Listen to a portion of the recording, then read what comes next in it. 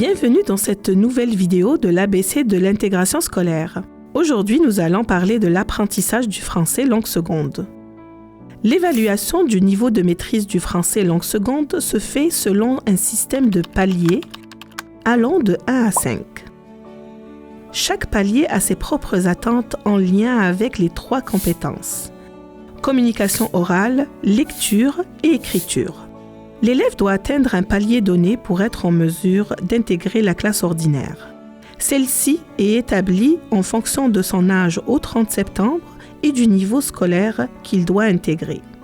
Par exemple, un élève doit atteindre le niveau 2 pour intégrer une classe ordinaire de 2e année du primaire.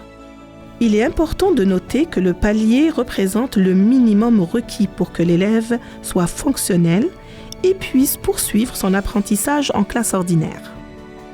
Chers parents, sachez que le temps nécessaire pour maîtriser une langue seconde est long.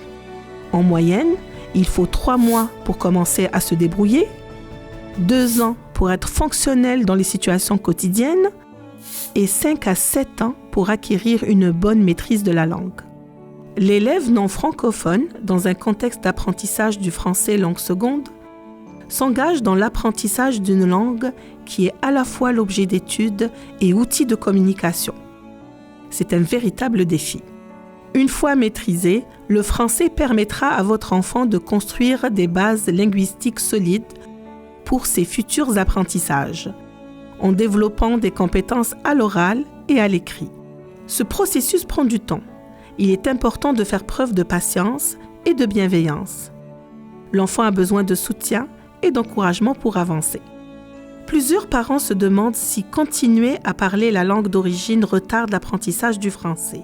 Les études démontrent l'importance de parler, de lire et d'écrire dans sa langue d'origine dans le processus d'apprentissage d'une nouvelle langue comme le français. Votre enfant ne part pas de zéro. Il a déjà des connaissances dans sa langue maternelle et parfois dans d'autres langues.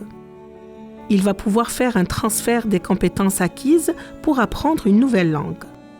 Maintenir et valoriser la langue d'origine et les acquis antérieurs de l'élève renforce son estime de soi, son sentiment d'appartenance, son sentiment de sécurité et maintient le lien avec la famille restée au pays.